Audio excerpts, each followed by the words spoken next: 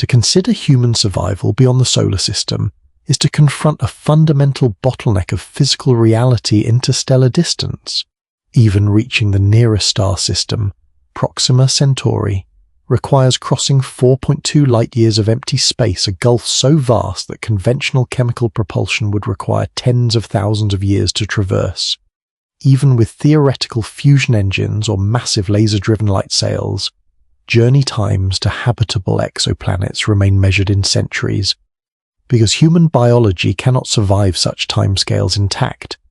Interstellar architecture turns to a singular, monumental concept: the generation ship, a self-contained, multi-generational ark carrying a self-sustaining human population across the deep space void. Designed as a sanctuary for human continuity, this massive vessel is engineered to function as a mobile biosphere. Yet beneath the promise of interstellar expansion lies a profound physical and psychological contradiction. As decades turn into centuries, the physical parameters of deep space isolation begin to reshape the nature of the voyage. The very enclosure built to preserve human life slowly transforms into an inescapable container, turning a vehicle of liberation into a cosmological prison between the stars.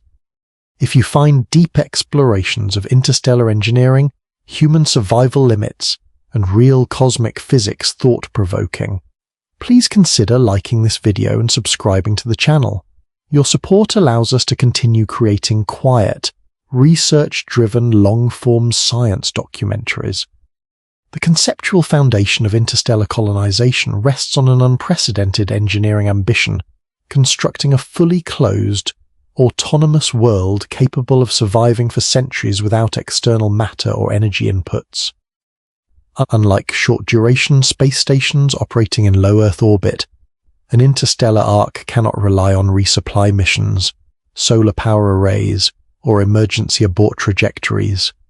Once launched into the void between stars, the vessel becomes a closed system in the most rigorous thermodynamic sense. To support a human population across multiple generations, interstellar architects propose massive cylindrical or toroidal structures, kilometers in length, rotating continuously to generate artificial gravity through centripetal acceleration. Within these hollow megastructures, entire artificial landscapes are engineered complete with topsoil, synthetic atmospheres, water cycles, and agrarian zones designed to mimic the ecological stability of Earth. To protect its occupants from the hostile environment of interstellar space, the ship's exterior must function as an absolute shield. In deep space, ambient temperatures hover near 2.7 Kelvin, the cold radiation background of the universe, while cosmic rays and high-energy galactic protons bombard spacecraft unhindered by planetary magnetospheres. The vessel's hull must therefore consist of meters-thick shielding, composed of dense water ice layers, compressed regolith, or advanced magnetic deflectors, creating an impenetrable barrier between the interior biome and the lethal vacuum outside. Within this fortress, every physical parameter is meticulously calibrated: atmospheric pressure, nitrogen to oxygen ratios, humidity levels, and diurnal lighting cycles are regulated by automated central control networks. The architectural promise is absolute self-sufficiency, a miniature Earth floating through the dark, preserving human culture and biology across the long night of interstellar transit. However, the physics of closed-system architecture introduces immediate structural trade-offs that constrain human existence. To maintain structural integrity under continuous rotation, the ship's radius and angular velocity must be precisely balanced. Rotating too quickly produces severe Coriolis forces that cause inner ear disorientation and nausea, while rotating too slowly fails to generate sufficient artificial gravity to prevent musculoskeletal degradation. Furthermore, every kilogram of mass brought aboard represents kinetic energy that must be accelerated at launch and decelerated upon arrival, enforcing brutal design limits on interior space. Human inhabitants are not living on an infinite open world. but within a mathematically bounded volume where every cubic meter of air, every litre of water, and every square metre of living space is accounted for in central energy ledgers. The promise of an open futures among the stars begins inside a rigidly defined geometry. As generations pass, the psychological perception of this architecture inevitably shifts. For the original crew that departed Earth, the ship's interior represents a heroic vehicle of exploration, a triumph of technological mastery over cosmic isolation. But for their children and grandchildren, born thousands of astronomical units from any planetary surface, the ship is not a vehicle travelling toward a destination. It is the entire physical universe. The vast curved landscape, where the ground arches upward into the sky to meet the opposite side of the rotating cylinder, ceases to be an awe-inspiring marvel of human capability. Instead, it becomes a static, recurring horizon from which there is no escape. The physical reality of interstellar arc engineering is that to survive the cosmic void, humanity must construct an environment that permanently restricts spatial freedom, laying the foundation for a profound existential enclosure. Furthermore, structural engineers must account for the continuous dynamic balancing required by a massive rotating cylinder. As thousands of human inhabitants move throughout the internal decks, and as water, crops, and industrial cargo are shifted between storage modules, the vessel's center of mass continuously oscillates. Left uncorrected, these micro-displacements generate precession and wobble along the longitudinal spin axis, inducing mechanical stress throughout the structural rings and creating unsettling fluctuations in perceived gravity. Automated internal ballast systems pumping liquid mass through perimeter channels must operate continuously to dampen precession. The living world inside is not a static ground, but a delicately balanced kinetic gyroscope that requires ceaseless mechanical correction just to keep the floor stable under human feet.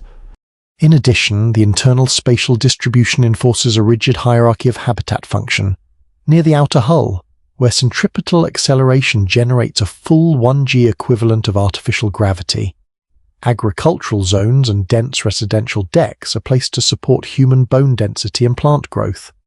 Higher up toward the central rotational axis, gravity weakens steadily, tapering off into a zero-gravity void along the central spindle.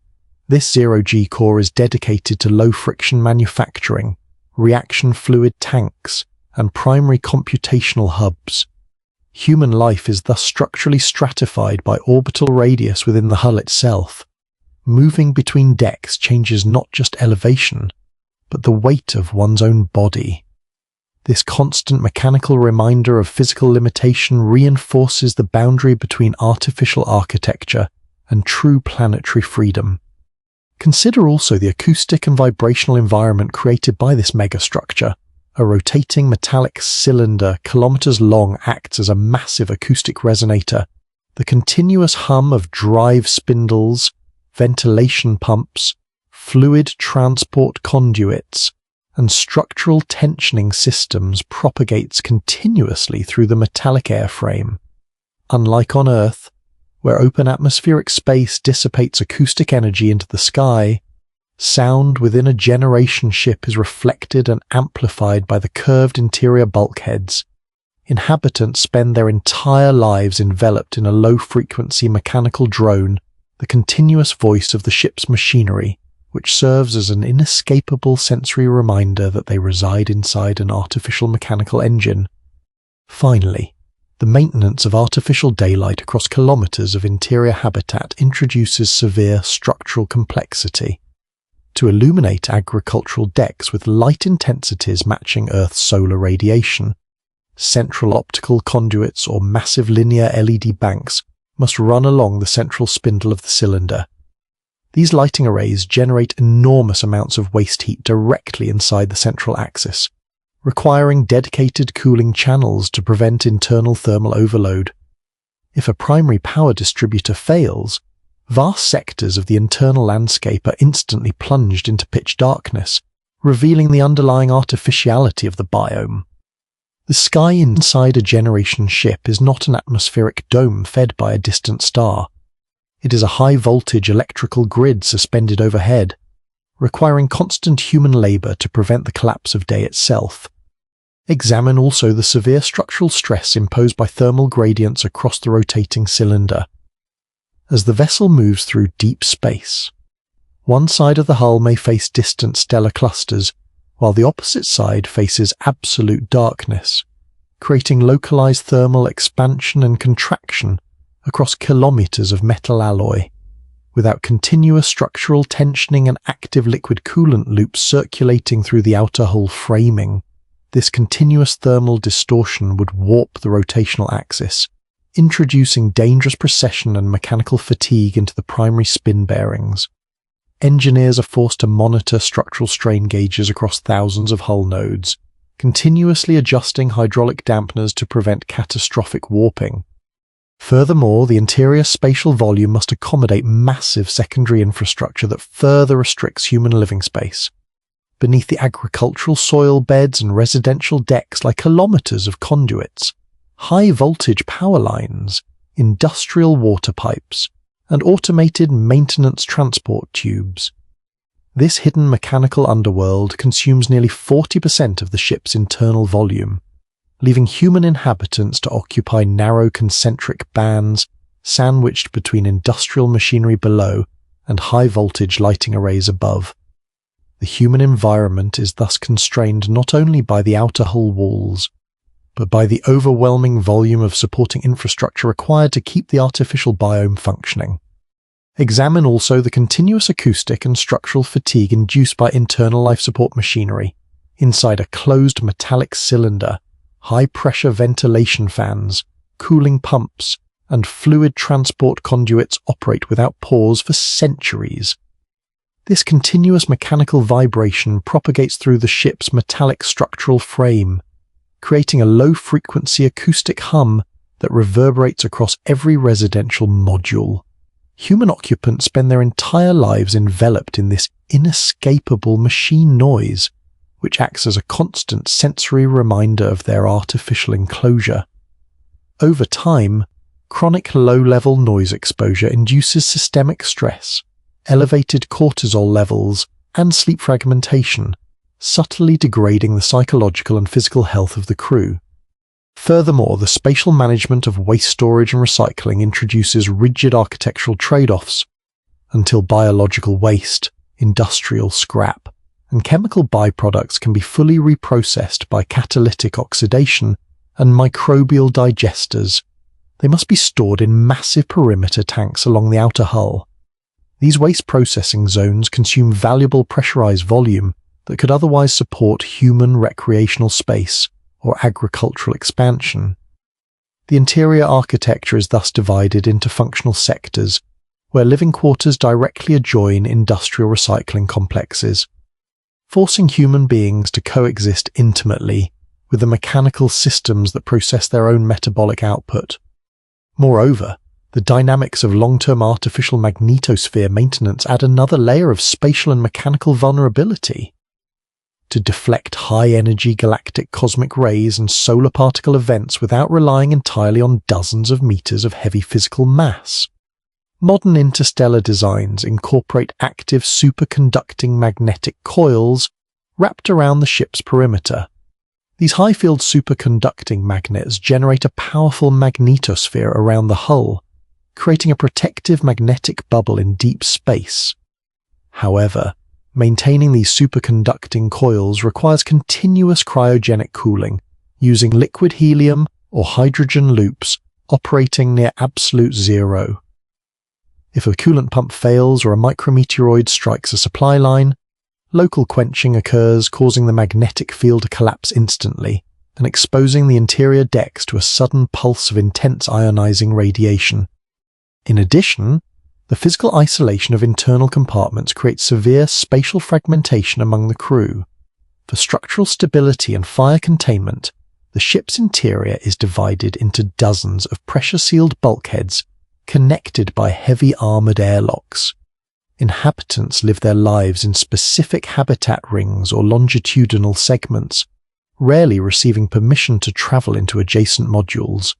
Spatial movement is strictly regulated by electronic keycards and automated security checkpoints to prevent unauthorized crowding or mass movement that could disturb the ship's center of mass. This physical compartmentalization fosters insular microsocieties within the vessel itself, where residents of Deck 4 develop different social customs, acoustic dialects, and subcultures than residents of Deck 12, transforming the vessel into a collection of isolated mini-prisons within a large metallic cage. The fundamental challenge of maintaining human life aboard a generation ship for centuries is governed by the second law of thermodynamics in any closed system.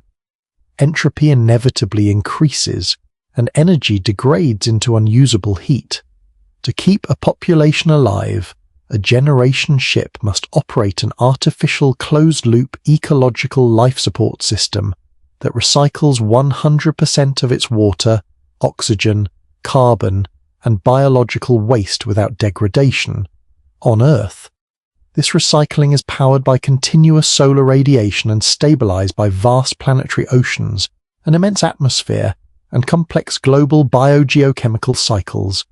Within the hull of a generation ship, however, this planetary buffer is compressed into a tiny synthetic biome, powered entirely by onboard nuclear fusion or decay reactors. Every biological cycle must be artificially accelerated, filtered, and balanced with absolute precision. In theory, advanced chemical scrubbers, bioreactors, and hydroponic vertical farms can achieve closed-loop stability. Plants absorb exhaled carbon dioxide and synthesize biomass while releasing fresh oxygen. Human waste is processed by bacterial digesters into nutrient-rich fertilizers, and wastewater is purified through multi-stage distillation and molecular filtration membranes. But in practice, closed-loop life support systems are inherently fragile and prone to thermodynamic degradation. No mechanical or biological recycling process is perfectly efficient. Microscopic amounts of trace elements, rare minerals, and essential compounds are continuously lost to chemical side reactions, material adsorption on filter surfaces, or unrecoverable waste deposits. Over generations, these microscopic inefficiencies compound, slowly depleting the ship's usable reserves of bioavailable elements like phosphorus, fixed nitrogen, and trace metals essential for human metabolism and plant crop yields. Furthermore, closed ecological systems suffer from severe thermal dissipation traps. Every electrical system, artificial light array, bioreactor pump, and living organism aboard the ship converts high-grade energy into low-grade waste heat.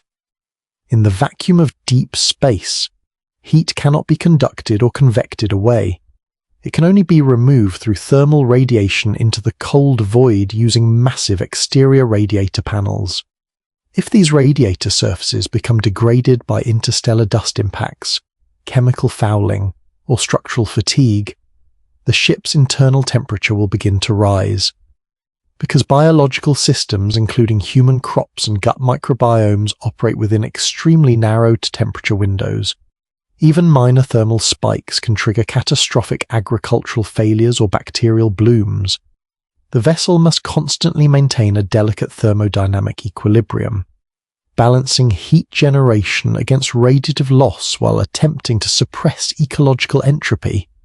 This thermodynamic reality creates a ruthless operational environment where human life is directly tethered to real-time resource metrics. There is no biological room for excess or systemic failure. A failure in a single automated filtration subassembly or a sudden viral blight in the main hydroponic crop can jeopardize the atmospheric balance of the entire vessel within days. The occupants of a generation ship do not live in harmony with nature. They live inside a high-energy mechanical life support apparatus that demands constant, flawless maintenance. The ultimate paradox of the closed life support cycle is that the very machinery designed to keep humans alive creates an uncompromising regime of thermodynamic rationing where every breath, every meal, and every calorie consumed is monitored by central systems to prevent total ecological collapse. Moreover, the chemical balance of the artificial atmosphere presents an ongoing operational hazard. Human respiration and industrial processing generate thousands of trace volatile organic compounds, ranging from methane and ammonia to complex synthetic polymers released by outgassing materials. On Earth, these volatile trace gases are diluted by billions of cubic kilometers of atmosphere and broken down by solar ultraviolet radiation and atmospheric chemistry. Inside a generation ship, these trace toxins accumulate inside the sealed metallic volume if catalytic oxidizers and carbon filters degrade. Over time, chronic low-level exposure to trace chemical contaminants can cause systemic organ inflammation, neurological fatigue, and reproductive decline among the human crew, creating an insidious form of environmental degradation that is difficult to isolate or clean. Additionally, the artificial light spectrum required for hydroponic crop production demands vast amounts of electrical energy. To maintain photosynthetic efficiency equivalent to sunlight, artificial LED arrays or plasma illumination channels must operate continuously on strict light-dark schedules. If fusion power output must be throttled back due to fuel conservation or reactor maintenance, lighting levels across agricultural decks must be curtailed immediately. Reduced crop yields follow rapidly, triggering immediate calorie rationing for the human population. The biological stability of the human occupants is thus linked by an unyielding chain of energy conversion. Nuclear fuel mass directly determines lumen output. Lumen output determines crop biomass, and crop biomass determines human metabolic survival. In this rigid thermodynamic ledger, human existence is treated not as an open life, but as an ongoing chemical equation that must balance to the third decimal place. Examine also the problem of water purity and isotopic shift in closed systems. Water recycled millions of times through human bodies, crop beds, and industrial condensers undergoes subtle changes in isotopic ratios and trace chemical composition. Heavy water concentration can shift slightly over centuries of catalytic reprocessing, while microscopic colloidal silica and metal ions leach out of storage tank walls. Even with multi-stage reverse osmosis and deionization, purifying millions of liters of water continuously for 300 years requires infinite filter replacement. When spare filtration membranes wear out, water purification efficiency drops, forcing the population to consume water containing elevated mineral concentrations. This subtle chemical degradation induces chronic kidney stone formation and metabolic strain across successive generations. Finally, the thermodynamic management of human waste recycling introduces a stark social reality. Biological waste cannot be discarded into space, as every atom of carbon, hydrogen, nitrogen, and phosphorus represents irreplaceable structural capital. Human waste must be processed immediately in high-temperature supercritical water oxidation units or microbial digesters to produce nutrient slurry for crop beds. The living inhabitants are thus acutely aware that the food they consume was synthesized directly from the recycled metabolic waste of their ancestors. This closed physical loop, while technologically elegant, enforces an inescapable visceral realization of physical confinement aboard a generation ship. Nothing ever truly leaves, and nothing new ever arrives. Humanity is trapped inside its own recycled chemistry. Consider also the accumulation of heavy isotopes and trace metallic contaminants within the hydroponic food web. Over centuries of intensive crop cultivation using recirculated water and synthetic mineral salts, trace amounts of heavy metals and radioisotopes from reactor shielding slowly migrate into agricultural soils. Plants absorb these trace contaminants, concentrating them in plant tissues that are subsequently consumed by human crew members. Without infinite replacement of soil beds and purification resin beds, resources that are strictly finite aboard chronic low-level toxicity becomes an inescapable feature of the ship's diet, leading to shortened life expectancies and systemic metabolic stress across generations. In addition, The thermodynamic cost of maintaining gas atmospheric stoichiometry under emergency conditions demands extreme operational sacrifices. If a hull section experiences a sudden pressure drop or micrometeoroid breach, thousands of cubic meters of nitrogen and oxygen gas are lost to the vacuum before automated blast doors seal the section. To restore atmospheric pressure from cryogenic storage tanks, the ship's environmental control system must expend immense amounts of electrical energy to warm and expand the compressed gas. If power reserves are low, other internal decks must endure reduced atmospheric pressure and lower oxygen fractions for weeks, inducing chronic hypoxia, reduced physical stamina, and cognitive impairment among the crew while the power grid recovers. Consider also the accumulation of heavy metallic ions and microplastics in closed agricultural water loops, over centuries of continuous recirculatory filtration through synthetic membranes and industrial piping. Microscopic particles of polymer degradation and trace metals leach into the hydroponic nutrient solution. Crops absorb these contaminants, concentrating them in plant leaves, grains, and roots. When human crew members consume these crops across successive generations, chronic bioaccumulation occurs, leading to subtle neurotoxic effects, organ strain, and reduced metabolic resilience. The closed-loop water system, designed to preserve life, becomes a vector for slow chemical degradation. In addition, the management of atmospheric oxygen to nitrogen ratios presents a severe operational hazard during crop disease outbreaks. If a viral blight destroys a major hydroponic crop module, atmospheric oxygen production drops instantly while carbon dioxide levels rise. Automated control systems must burn emergency fuel reserves or ignite chemical oxygen candles to maintain breathable air. These emergency measures consume finite chemical stocks that cannot be replenished in deep space, shortening the mission's operational safety margins and forcing the crew into immediate calorie and atmospheric rationing until replacement crop beds can be cultivated. Examine also the problem of biological trace element depletion in third-generation synthetic crop beds. While macronutrients such as nitrogen, phosphorus, and potassium are continuously recycled through biological oxidation and microbial digesters, ultratrace elements such as selenium, zinc, copper, molybdenum, and boron are gradually bound into insoluble mineral precipitates or adsorbed onto the inner surfaces of metallic pipes and ceramic filtration tanks. Over 300 years of continuous agricultural cycles, the bioavailability of these essential trace minerals drops steadily across the hydroponic growth media. Crops harvested from these depleted soils show subtle nutritional deficits, leading to chronic enzyme dysfunction, impaired thyroid regulation, and weakened bone density among the human population. Furthermore, the continuous chemical recycling of wastewater introduces severe micropollutant accumulation.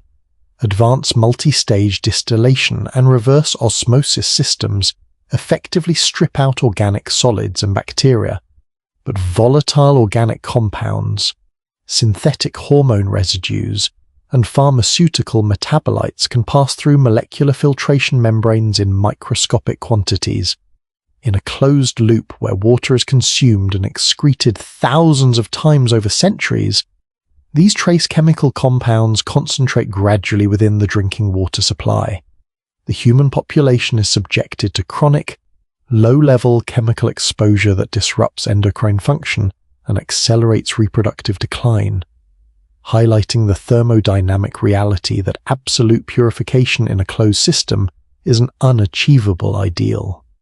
While life support systems battle biological entropy inside the hull, the physical structure of the generation ship faces a quiet, unrelenting war against material degradation outside. Interstellar space is far from empty.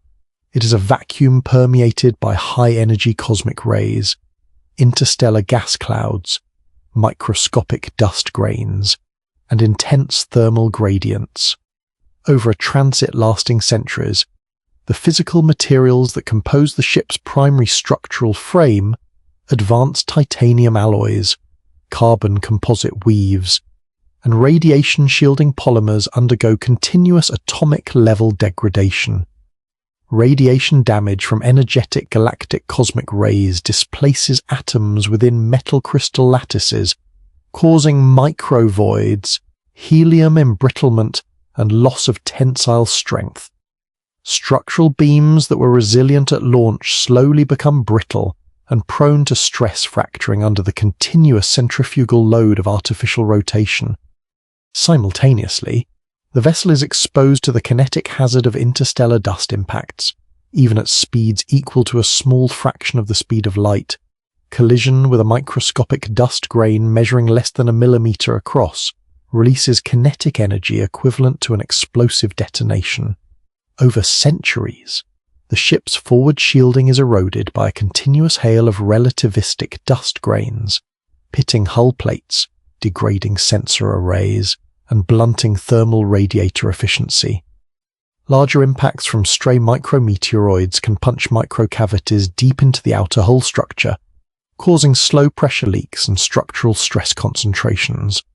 Repairing these continuous microscopic damages require substantial stockpiles of raw materials, advanced welding equipment, and specialized repair machinery resources that are themselves subject to mechanical wear and finite manufacturing lifespans.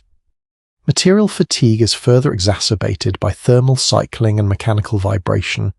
Internal machinery, life support pumps, rotating balance mechanisms, and attitude control thrusters send continuous low-frequency vibrations through the ship's structural frame. Over centuries, these micro-vibrations propagate along structural welds and composite joints, inducing microcracks that grow unseen beneath interior insulation layers. Unlike on Earth, where damaged industrial infrastructure can be replaced by sourcing raw materials from planetary mines and global supply chains, a generation ship possesses a strictly finite industrial manufacturing capacity aboard. Once spare parts, specialized replacement alloys, or high-precision fabrication tooling are exhausted or rendered unusable by wear, damaged components can only be patched using cannibalized parts from non-critical systems. This physical decline establishes an unyielding deadline for the voyage of the vessel's structural lifespan. As the decades turn into centuries, maintenance crews find themselves engaged in an accelerating struggle against material decay. Critical structural components operate closer to their engineering safety margins, while automated monitoring networks continuously flag new microfractures, wiring failures, and coolant line leaks. The crew inhabits a decaying metallic habitat that cannot be renewed, a structure whose physical integrity is slowly diminishing, while the destination remains light years away. The ship becomes a ticking structural clock, where the physical container holding human civilization together is slowly dissolving under the relentless physics of the interstellar environment. Furthermore, the phenomena of cold welding and vacuum presents a persistent hazard to external moving parts. In the ultra-high vacuum of deep space, metal surfaces stripped of their oxide layers by micrometeoroid abrasion or mechanical friction will fuse together upon contact without melting. External docking hatches, radiator deployment mechanisms, and optical sensor gimbals can seize permanently if lubricants evaporate or break down under intense solar ultraviolet and cosmic particle radiation. Engineers are forced to rely on dry solid film lubricants like molybdenum disulfide or specialized ceramic coatings. But even these material solutions undergo gradual sputtering and physical degradation over centuries of continuous exposure. In addition, the non-uniform distribution of internal thermal stresses poses severe structural risks.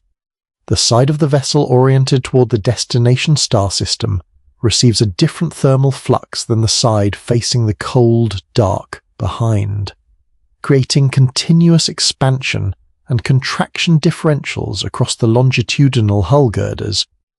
This thermal bowing forces automated structural tensioning cables to adjust continuously, wearing out electromechanical actuators and introducing localized fatigue points along the ship's spine. Human occupants living inside hear the structural response as a faint, periodic groan of metal expanding and contracting against the void, a mechanical reminder that their entire living world is a stressed physical hull, enduring the brutal thermodynamic reality of interstellar space. Consider also the phenomenon of radiation-induced polymer cross-linking and degradation inside interior insulation layers. Electrical wiring harnesses, synthetic seals, and flexible coolant lines depend on organic polymers for flexibility and dielectric insulation. Over centuries of exposure to penetrating galactic cosmic rays and secondary Bremsstrahlung X-rays generated when particles strike metal shielding, these polymers slowly turn brittle, crack, and lose electrical resistance. Short circuits occur with increasing frequency across aging subsystems, triggering electrical fires that threaten atmospheric scrubbers and computer nodes. Replacing kilometers of embedded wiring behind bulkheads requires labor-intensive teardowns that consume finite technical manpower. Finally, structural fatigue in the rotating mechanical bearings introduces a catastrophic failure mode to allow non-rotating forward sensor arrays and communication dishes to remain oriented toward the target star while the main hull rotates for artificial gravity.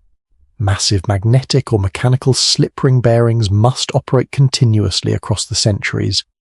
If these central spin bearings suffer magnetic degradation, lubricant breakdown, or raceway pitting, friction builds up rapidly along the rotational axis.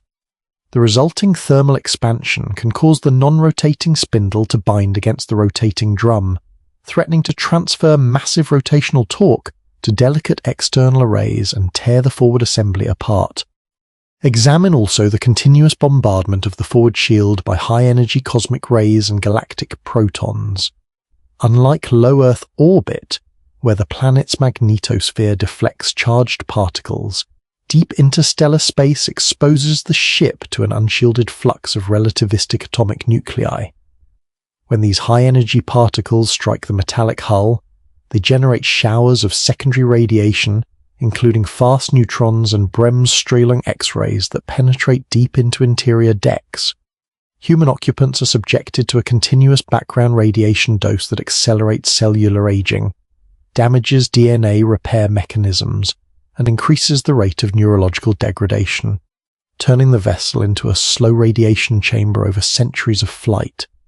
Furthermore, the structural integrity of the main fusion reactor containment structures undergoes progressive neutron embrittlement. Decades of intense neutron bombardment from onboard nuclear fusion reactions alter the crystalline structure of the reactor core alloys, making the containment walls brittle and prone to microcracking.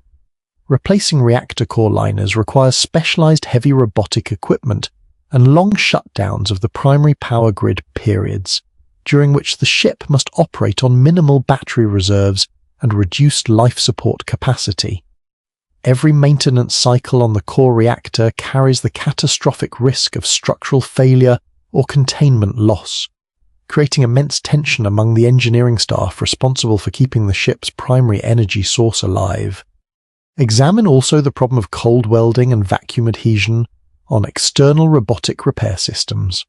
In the ultra-high vacuum of deep space, unlubricated metal surfaces stripped of oxide layers by micrometeoroid impacts can instantly fuse together upon physical contact.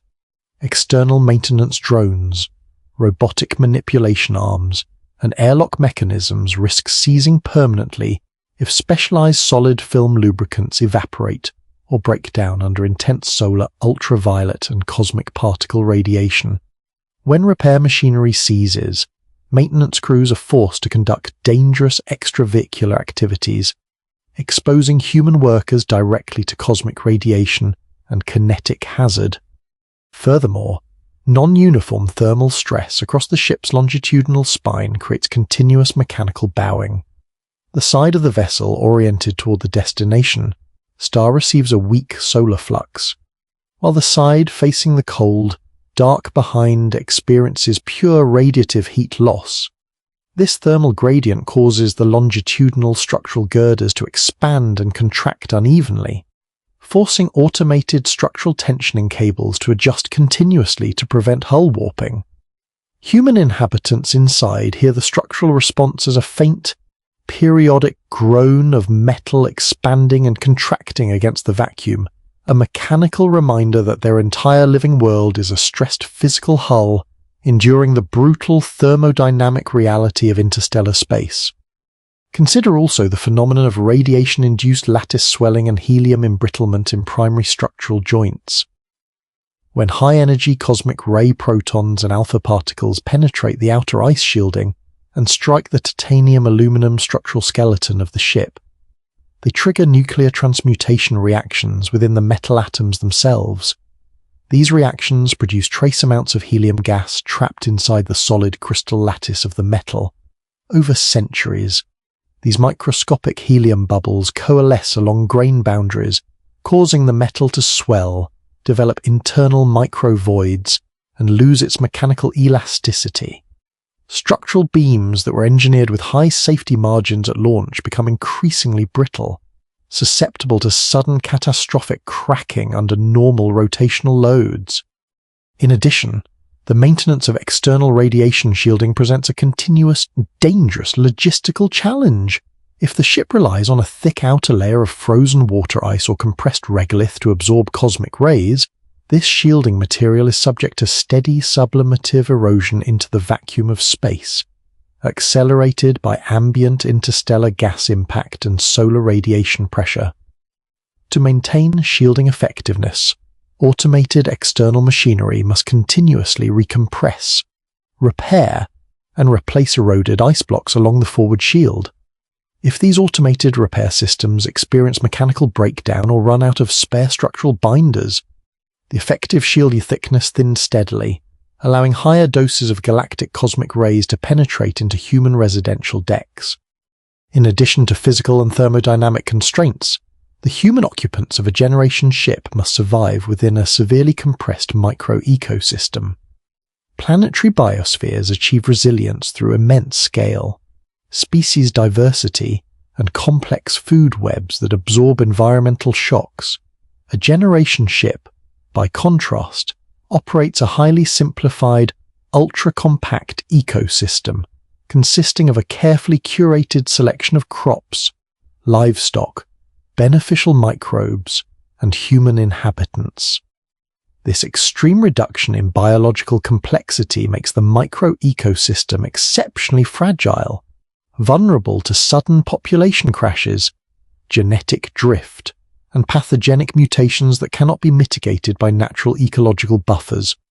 One of the primary biological hazards within a closed microecosystem is the rapid evolution of microorganisms. Bacteria, fungi, and viruses reproduce at rates millions of times faster than humans, completing thousands of generations during a single interstellar voyage. Inside the warm, humid, and radiation-exposed environment of a spacecraft life support system, harmless ambient microbes are subjected to intense selective pressures and elevated mutation rates caused by galactic cosmic rays. A benign strain of gut bacteria or agricultural fungus can rapidly mutate into an opportunistic pathogen resistant to existing antibiotics or antifungal treatments.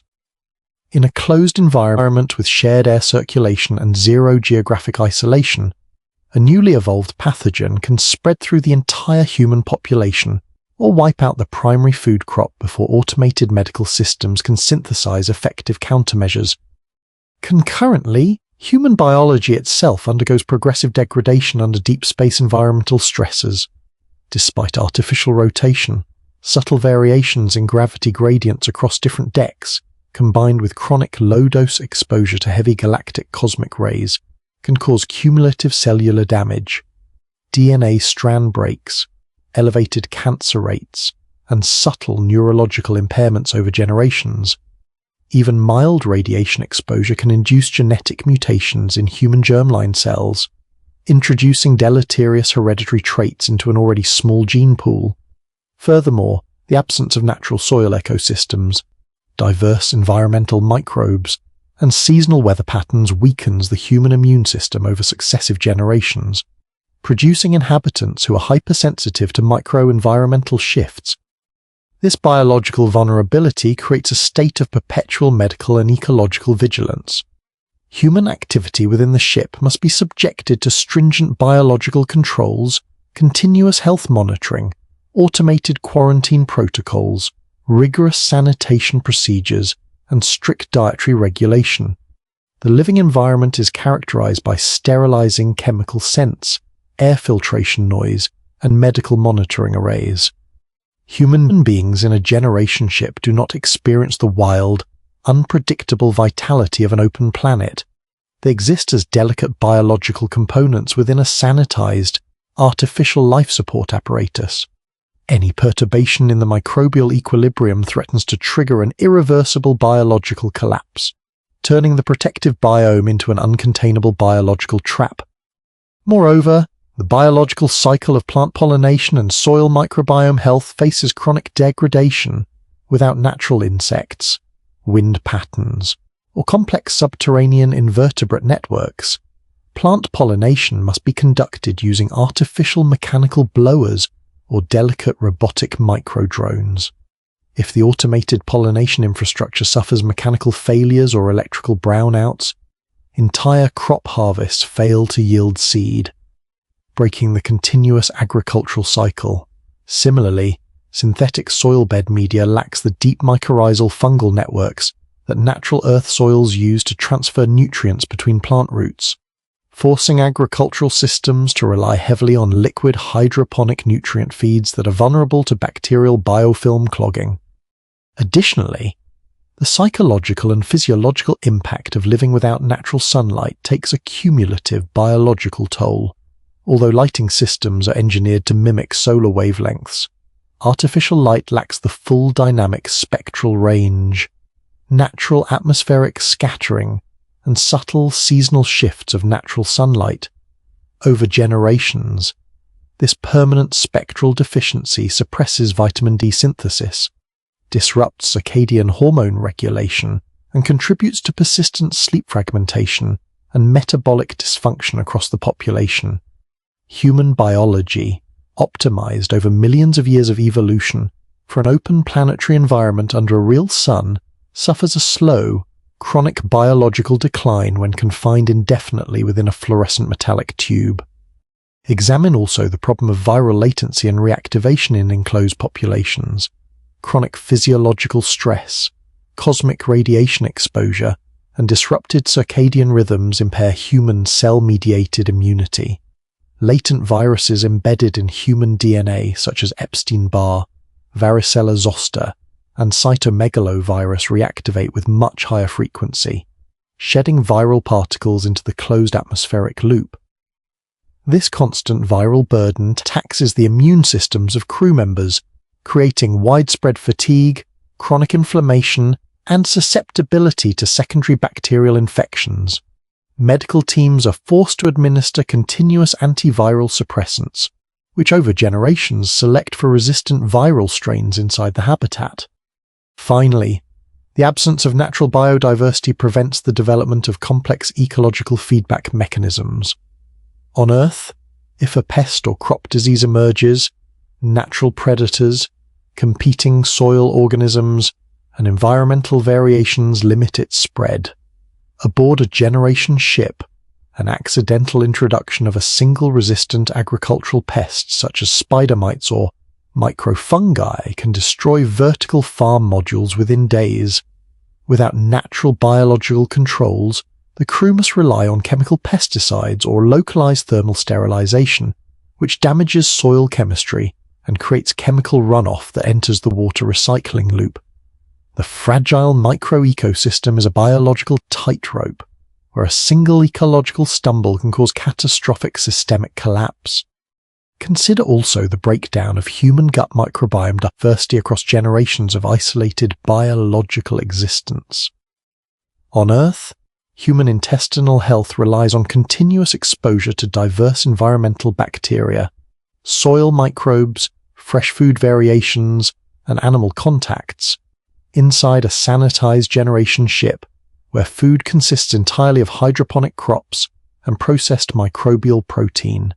Human gut flora loses hundreds of ancestral bacterial species, This severe loss of microbial diversity impairs digestive efficiency, compromises nutrient absorption, and triggers chronic autoimmune disorders and inflammatory bowel diseases across the population, creating a biologically degraded human host incapable of surviving outside a sterile artificial environment. In addition, the risk of unexpected genetic mutations in agricultural staple crops poses an existential threat to food security. Hydroponic vertical farms rely on monoculture crops such as high-yield genetically modified dwarf wheat, soybeans, and spirulina algae selected for rapid growth and minimal space requirements. When these monocultures are exposed to chronic low-dose cosmic radiation inside the ship, silent genetic mutations accumulate in crop seed banks. A sudden expression of a lethal genetic defect in the seed supply can cause entire harvests to wither simultaneously, plunging the ship into immediate famines that threaten the survival of the human crew before replacement seed strains can be cultured and verified. Consider also the loss of soil microbiome complexity in synthetic agricultural media.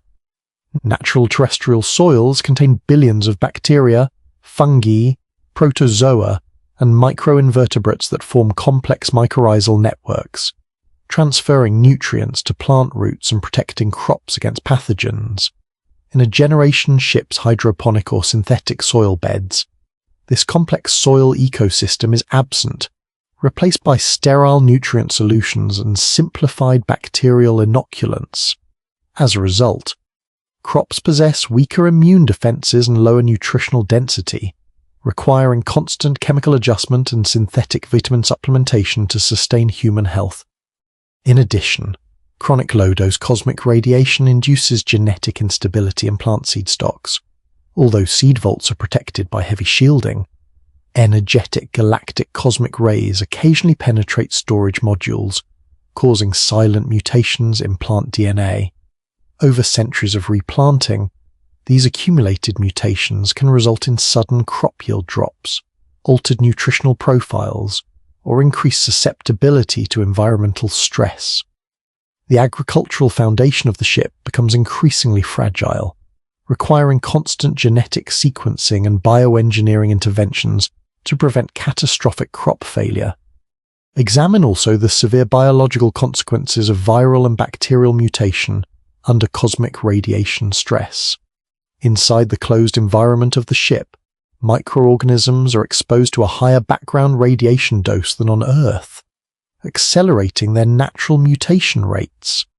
A benign strain of human skin flora or intestinal bacteria can undergo rapid genetic shifts inside air filtration ducts or water storage tanks, acquiring resistance to standard chemical disinfectants and antibiotics.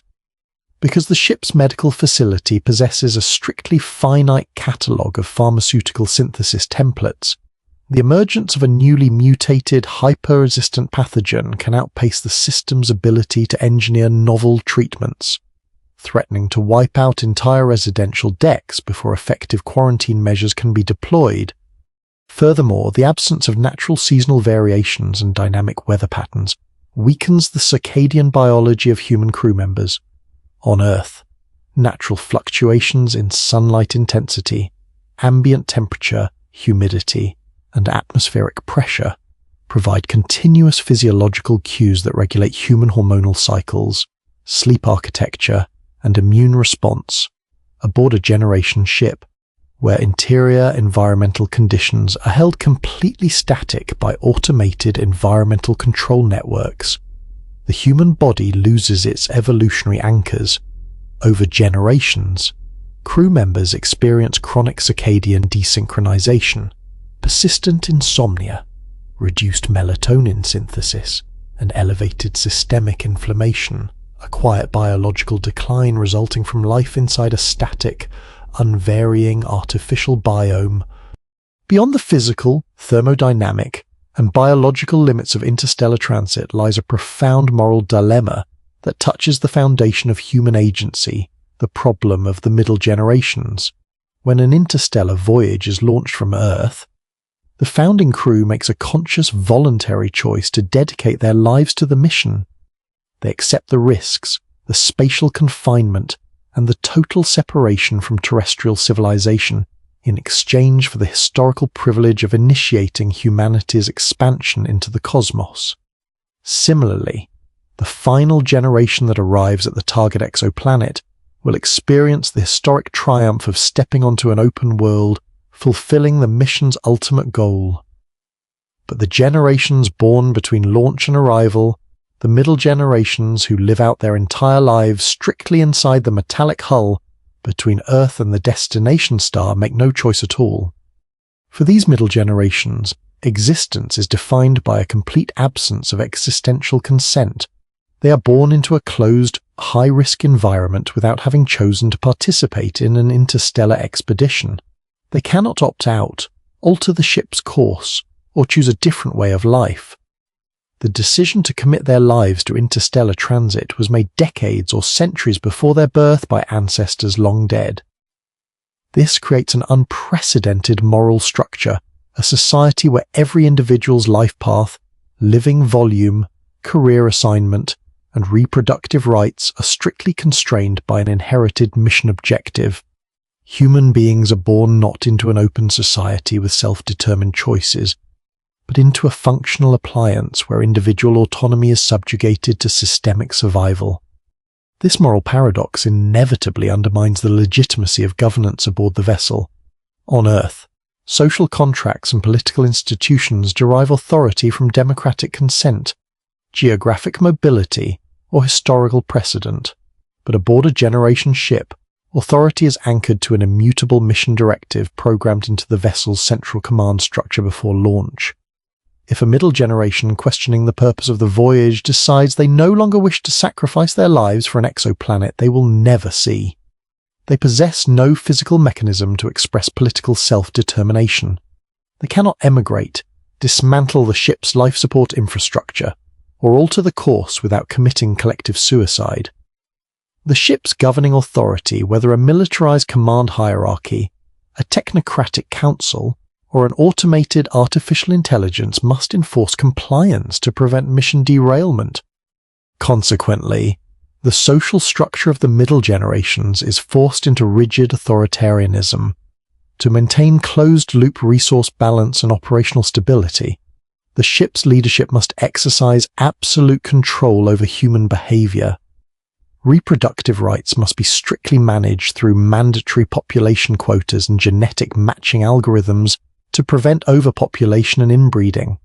Occupational roles must be assigned based on systemic labor needs rather than personal ambition. Deviations from operational protocols or resource waste or political dissent cannot be tolerated in an environment where a single act of sabotage or negligence can kill everyone aboard. The ethical promise of preserving human civilization across the stars turns inward, giving rise to a permanent, institutionalized tyranny where human beings are managed as biological assets within an unyielding logistical machine. Furthermore, the psychological burden of being a bridge generation creates deep existential alienation.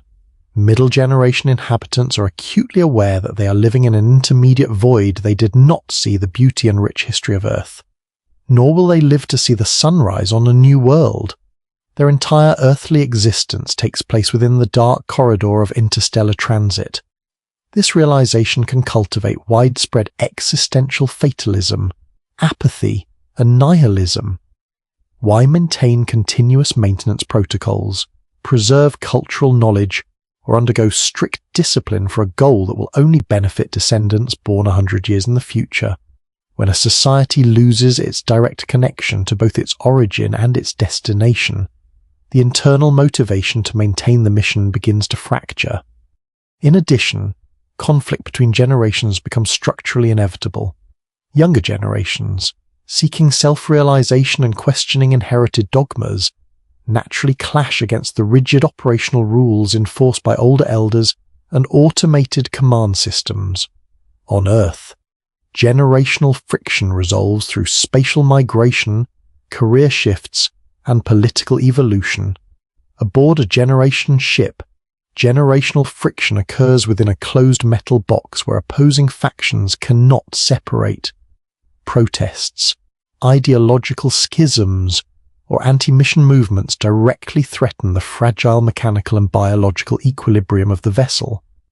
To suppress these existential revolts, governance systems may be forced to employ cognitive monitoring, psychological conditioning, or severe penal isolation, converting the living modules into an overt political and psychological prison. Consider also the ethical dilemma of medical resource prioritization among aging middle-generation populations. In a society operating under absolute resource scarcity, the medical infrastructure must continuously evaluate the net utility of a healthcare intervention. When an elderly or chronically ill crew member requires advanced medical therapy, synthetic organs, or intensive care that consumes significant energy and biological media, the system faces an unyielding trade-off. Every unit of medical capital devoted to extending a non-productive life reduces the resources available for developing healthy infants or maintaining critical technical workers. Inevitably, governance structures establish institutionalized euthanasia protocols or strict medical ceilings, determining when an individual's right to health care ends based on their functional contribution to mission survival. Finally, the philosophical distortion of individual identity creates profound existential trauma. In open planetary societies, individuals construct identity through personal passions, creative expression, relationships, and freedom of movement. Aboard a generation ship, identity is defined entirely by one's functional role in the ship's operational machinery. One is not a unique individual with open choices, but a temporary custodian of technical function, a biological component assigned to maintain hydroponic filter array 4, or monitor spin-bearing lubricant pressures. When human identity is stripped of self-determination and reduced to a mechanical cog in a closed system, the human spirit experiences a quiet structural death long before physical death occurs. Examine also the moral tragedy of mandatory occupational assignment and the complete loss of vocational freedom. In an environment where every technical role from fusion reactor engineer to hydroponic technician is critical to preventing immediate catastrophe, educational paths and career assignments must be dictated by algorithmic aptitude testing and structural workforce vacancies rather than individual passion or personal choice. A child born with an artistic temperament or a desire for philosophical inquiry may be forcibly assigned to lifetime maintenance duty in the waste recycling subdecks because the systemic death rate created a labor deficit in that sector. Individual human life is treated not as a journey of self-discovery, but as an assigned labor unit within an unyielding industrial apparatus. Furthermore, the ethical crisis of mandatory population control extends to severe reproductive sanctions for unauthorized births. If a couple conceives a child outside the strict demographic quotas established by the governing council, the ship's administration faces a brutal dilemma.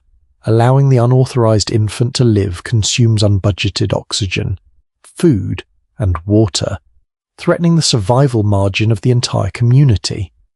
In response, shipboard societies may institute compulsory pregnancy terminations, severe penal exile for parents, or the denial of medical care to unapproved infants. The preservation of the species across interstellar space requires the total destruction of basic human rights, creating a society that sustains biological existence by systematically betraying fundamental moral principles. Examine also the moral crisis of enforced demographic regulation during periods of crew mortality spikes. If a sudden radiation surge or mechanical accident kills a significant portion of the technical crew, the governance system must immediately adjust population quotas, mandating accelerated reproduction to replace lost labor. Young adults may be forced into immediate breeding pairings, stripping them of personal choice to fulfill structural labor requirements. Human life is treated not as a sacred end in itself, but as a reproductive resource to be deployed or restricted based on real-time logistical balance sheets.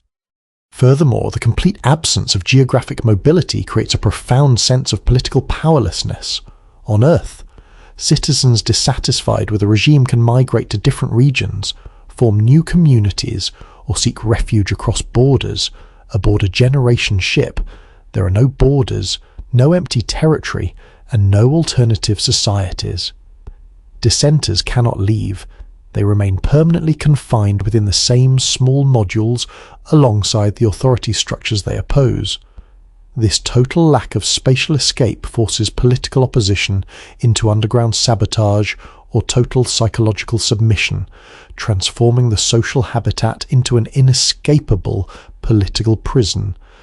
Consider also the ethical nightmare of mandatory genetic screening and selective reproductive licensing. To prevent the rapid spread of deleterious hereditary mutations within a small, isolated gene pool, the ship's medical administration must enforce absolute control over human reproduction. Before any couple is granted a reproductive permit, their genomes are analysed by automated genetic algorithms to evaluate compatibility and risk metrics.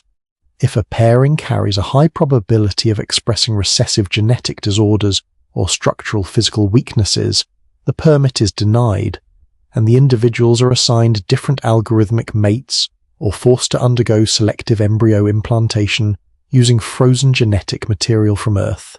Human love, romantic choice, and personal intimacy are completely stripped of autonomy, reduced to administrative transactions in a genetic management ledger. In addition, the social governance system faces an unavoidable crisis during periods of chronic resource deficit. If life support efficiency drops or crop yields fail for several consecutive years, the Governing Council is forced to implement strict consumption ceilings based on individual productivity metrics. Technical specialists, reactor engineers, and agricultural managers receive full caloric quotas and priority medical care, while non-technical individuals, aging crew members, and children receive reduced rations. This institutionalized inequality creates a rigid social caste system divided between essential technical stewards and non-essential consumers, fostering deep resentment, social polarization, and the constant threat of violent rebellion within the enclosed modules.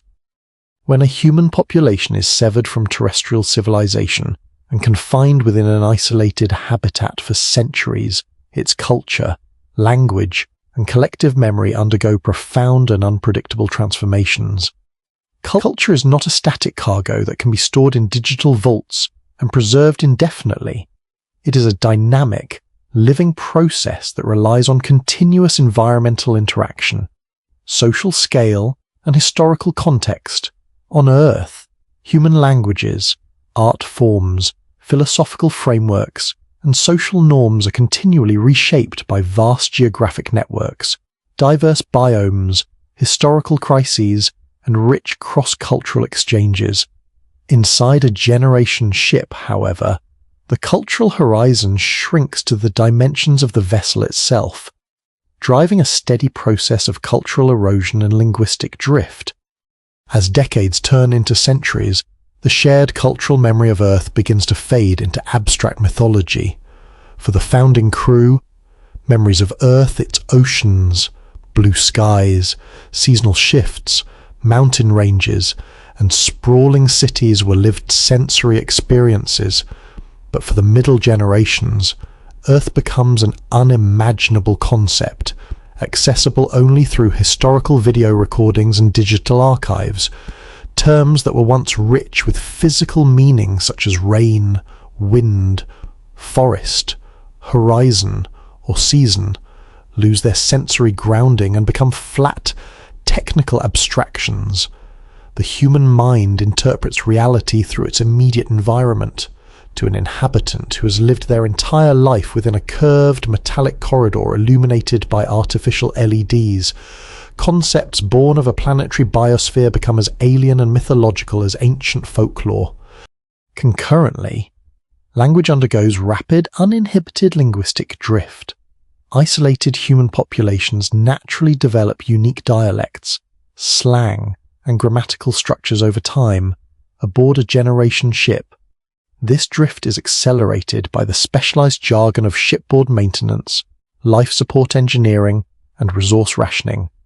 Technical terms associated with oxygen scrubbers, ballast management, and radiation shielding enter everyday vernacular, while vocabulary related to planetary phenomena falls out of common use. Over 3 or 4 centuries, the ship's spoken language can drift so significantly from its terrestrial origins that early mission archives become difficult for younger generations to interpret without specialized linguistic decoding. The crew develops an insular, highly utilitarian dialect that reflects their hyper-confined reality. This linguistic and cultural shift is accompanied by a severe narrowing of intellectual and artistic expression. In an environment dominated by the brutal mechanics of survival, non-utilitarian arts, abstract philosophy, and historical scholarship are often viewed as frivolous luxuries that consume valuable time, energy, and cognitive bandwidth.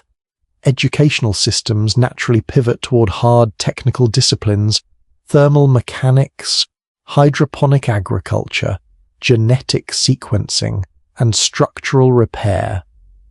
The rich, diverse cultural heritage of humanity, its literature, music, historical debates, and artistic traditions is progressively streamlined and forgotten. Culture is reduced to a set of functional operational manuals and simplified mythologies designed to reinforce crew cohesion and mission compliance. Furthermore, the loss of cultural historical anchor points creates profound societal amnesia. As generations pass, the original reasons for leaving Earth, whether ecological crisis, war, scientific curiosity, or ideological drive, lose their emotional weight and historical urgency. Historical records can be misconstrued, altered by ruling factions, or ignored by a population preoccupied with daily mechanical survival. The middle generations may come to view the founders not as heroic visionaries, but as fanatical ancestors who condemned their descendants to an endless metallic purgatory for an abstract dream. When collective historical memory collapses, the shared identity holding the crew together dissolves, leaving behind a fragmented society bound only by the mechanical necessity of avoiding vacuum death. Additionally, the physical environment of the ship shapes new, hyper-restricted social rituals and taboos. Concepts of personal privacy, individual property, and personal space vanish entirely in a habitat where every room is shared and monitored by environmental sensors. New taboos emerge surrounding resource usage, physical movement, and emotional expression, wasting water, displaying unpredictable emotional outbursts, or expressing anti-mission sentiments become deeply stigmatized social crimes. The crew's culture mutates into a ritualized, hyper-conformist survival cult, where individual expression is suppressed in favor of absolute predictable behavior. The vessel becomes not only a physical enclosure, but a cultural vacuum where the rich depth of human civilization is compressed into a sterile operational code. Examine also the decay of religious and philosophical systems under prolonged confinement. Traditional Earth religions, which evolved around concepts of creation, planetary stewardship, and divine order under an open sky, undergo severe theological distortions inside a spaceship.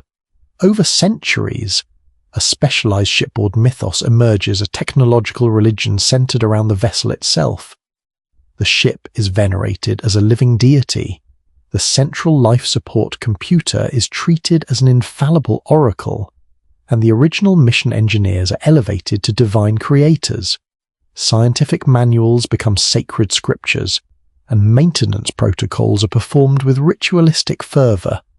This theological shift transforms engineering necessity into religious dogma, punishing technical innovation or questioning of ship protocols as sacrilegious heresy.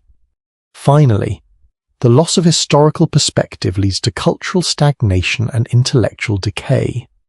When a society is insulated from new ideas, external perspectives, and novel environmental challenges, creative thought stagnates. Scientific research shifts from open-ended discovery to rigid maintenance engineering. Literature and storytelling devolve into repetitive, self-referential narratives set entirely within the ship's corridors. the human mind, denied the infinite novelty of an expansive universe, stops reaching outward. The vessel becomes a cultural tomb where human intellectual evolution grinds to a halt, producing a society that can preserve its mechanical infrastructure but has lost the capacity for creative renewal. Consider also the complete loss of historical physical context and the devolution of scientific knowledge into rote procedural dogma. As generations pass without direct contact with terrestrial laboratories, natural biomes, or peer-reviewed academic institutions, scientific education aboard the ship transforms from an open process of questioning and discovery into the memorization of inherited operational manuals.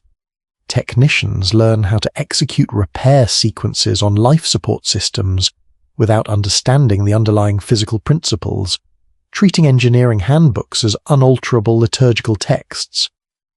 When novel technical anomalies occur that are not covered by the ancient manuals, the crew lacks the theoretical depth required to innovate, leaving them helpless against unexpected mechanical failures. In addition, the acoustic and visual culture of the crew mutates into a hyper-functional, sterile minimalism. Human artistic traditions on Earth, such as grand orchestral music, monumental architecture, dynamic theatrical performances, and expansive landscape painting derive their emotional power from spatial scale, natural beauty, and cultural diversity.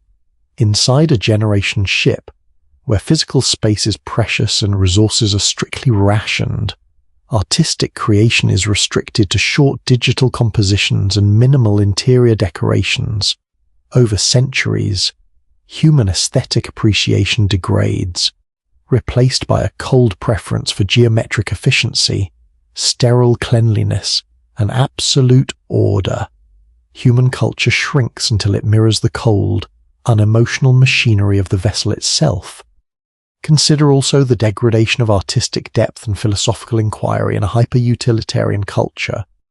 In a society where survival depends on flawless mechanical maintenance, educational systems prioritize technical disciplines, thermal engineering, hydrochemistry, computer diagnostics while suppressing creative arts, history, and literature as unproductive distractions. Over generations, the crew loses the capacity for deep abstract thought, literary appreciation, and philosophical reflection. Human culture is reduced to a set of sterile operational manuals, technical procedures, and simplified survival mythologies, producing a population that can maintain the ship's machinery but has lost its cultural identity. In addition, linguistic drift accelerates due to social isolation and hyper-specialized vocabulary. Terms related to Earth's geography, weather, animal life, and seasonal cycles drop out of daily speech, replaced by technical acronyms, shipboard locations, and resource rationing terms. Within 3 centuries, the spoken dialect of the crew becomes incomprehensible to speakers of terrestrial languages, severing the middle generations from historical literature and scientific archives. The crew becomes linguistically marooned within their own specialized shipboard language. Examine also the progressive loss of historical literacy and the mythologizing of Earth's history. As centuries pass without direct physical contact with terrestrial landscapes or institutions, the historical archives stored in the ship's digital vaults become increasingly abstract and incomprehensible to younger generations. Terms describing open natural phenomena such as thunderstorm, ocean tide, mountain range, or autumn lose their sensory meaning, morphing into mythical concepts remembered only through oral folklore and simplified children's stories. Earth itself transforms in the collective imagination from a real physical planet into a legendary paradise-like realm of the gods, severing the crew's identity from historical reality and wrapping their origin in religious fable. Furthermore, the intellectual culture of the crew undergoes severe operational narrowing. In a survival-focused society where every daily task is tethered to mechanical maintenance, abstract philosophical inquiry, theoretical mathematics, and artistic experimentation are viewed as dangerous distractions that consume precious cognitive energy and computing power. Educational curricula are streamlined strictly toward practical trades, mechanical repair, hydrochemical balancing, electronic troubleshooting, and emergency response. The rich, diverse intellectual heritage of humanity, its literature, philosophy, historical debates, and artistic movements is systematically abandoned, replaced by a utilitarian technical doctrine that produces skilled technicians incapable of critical political or philosophical thought. Long-term human spaceflight studies have consistently demonstrated that extreme physical isolation, spatial restriction, and unchanging sensory environments induce profound psychological stress. Aboard a generation ship, these psychological factors are amplified to an absolute scale, unlike terrestrial submarines or Antarctic research stations, where crews remain isolated for months or years with the knowledge that return to normal life is imminent. The inhabitants of a generation ship face permanent spatial confinement. There is no relief, no change of scenery, no external weather, and no possibility of escape. This permanent enclosure triggers a severe psychological phenomenon known as cosmological confinement syndrome, a systemic breakdown of human mental resilience under the weight of infinite isolation. The human brain evolved to process rich, dynamic planetary environments characterized by vast open horizons, fluctuating light levels, complex sensory stimuli, and unpredictable atmospheric changes. Inside a generation ship, sensory experience is hyper-regulated, repetitive, and artificial.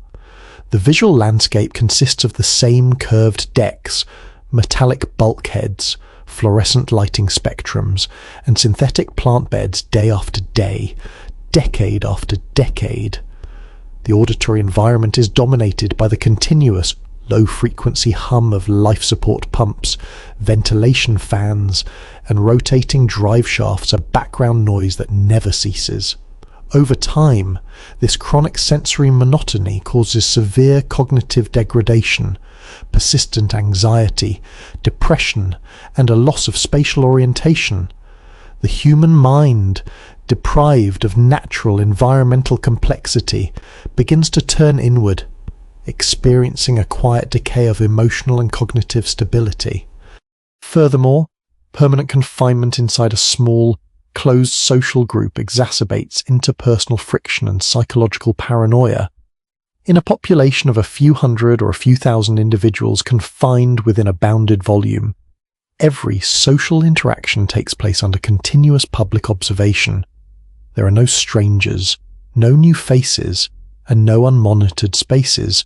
Personal rivalries, grievances, and psychological trauma cannot be dissipated by physical separation or social turnover. Over generations, social dynamics tend to polarize into insular clannish factions, deep-seated feuds, and pervasive paranoia. Minor interpersonal disputes that would be trivial on Earth can escalate into systemic social crises, threatening crew cohesion and operational safety. This psychological stress is further intensified by the overwhelming awareness of the deadly vacuum just meters away beyond the hull plates. Living inside a spacecraft means inhabiting an environment where physical safety is entirely artificial and precarious. The constant knowledge that a single hull puncture, fire, or life support failure could instantly destroy the entire community creates a chronic, background state of hyper-vigilance and existential dread. This perpetual underlying trauma taxes the central nervous system, leading to widespread sleep disorders, psychosomatic illnesses, and emotional burnout across the population. The protective hull of the ship, built to preserve life, is psychologically perceived as a thin, fragile coffin suspended within an infinite abyss. In addition, the psychological loss of open space manifests as severe agoraphobia and spatial trauma. If the ship eventually reaches a target exoplanet after centuries of deep space transit, the crew members, having known only curved metallic rooms and low ceilings, their entire lives may experience paralyzing terror when confronted with an open, unshielded planetary sky. The infinite blue vault of a real atmosphere, the uncontained horizon, and the uncontrolled weather patterns can trigger profound panic and disorientation. The middle generations become so thoroughly adapted to their metallic container that the open cosmos itself becomes horrifying. Completing a tragic psychological inversion, the prison has become their only safe sanctuary, and true planetary freedom is feared as a lethal threat. Moreover, psychological breakdown frequently manifests as chronic existential disorientation known as the solitary horizon effect. Without the psychological anchors of a native planet, such as natural diurnal rhythms, wild animal life, seasonal migrations, or cultural landmarks, human beings lose their sense of historical continuity and place in the universe. The vast, empty void outside offers no visual reference points, only static, distant stars that appear motionless for centuries. This lack of perceived progress fosters a terrifying sense of eternal stasis, where the crew feels trapped in a frozen void outside of time. The mind struggles to find meaning in daily tasks when those tasks are performed inside an unchanging box drifting through a black oblivion. Consider also the phenomenon of sensory deprivation, hallucinations, and psychological dissociation in long-duration isolation. Human neural architecture requires varied sensory inputs to maintain proper synaptic signaling and cognitive calibration.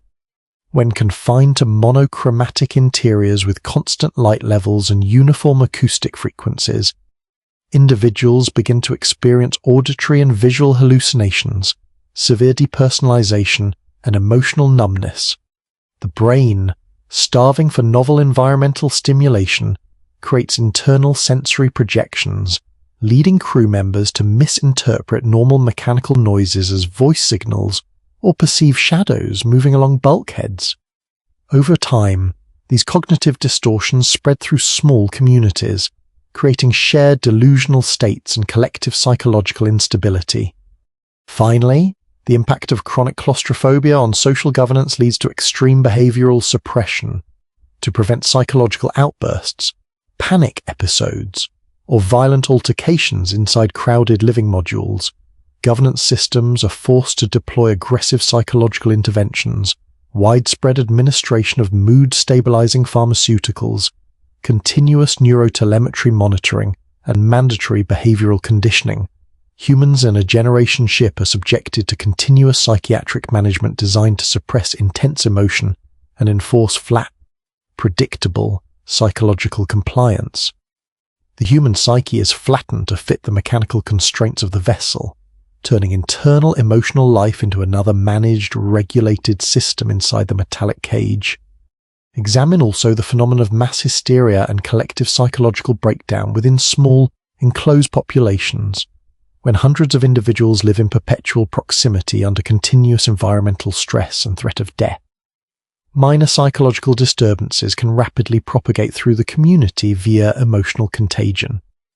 A single crew member experiencing an acute paranoid psychotic episode can trigger widespread panic, delusional beliefs, or mass anxiety attacks across entire residential decks. Without large spatial buffers or external psychiatric resupply, mental health crises threaten to destabilize the social order, forcing governance systems to rely on continuous chemical sedation and isolation decks to maintain public calm. Furthermore, the loss of natural generational transitions creates profound psychological disorientation. On Earth, different generations experience life against a backdrop of changing historical eras, technological advances, and evolving societal structures. Aboard a generation ship, however, every generation lives in the exact same static mechanical environment, performing the exact same daily tasks, looking at the exact same bulkheads. The passage of time loses its historical meaning, creating a sense of eternal repetition where grandparents, parents, and children live identical, predetermined lives. Human existence becomes a static loop, stripping the human mind of the feeling of historical progress and personal legacy. Examine also the phenomenon of collective agoraphobia and spatial panic among middle-generation inhabitants. Raised entirely within curved metallic corridors with low ceilings and artificial light, crew members develop a deep psychological attachment to structural enclosure.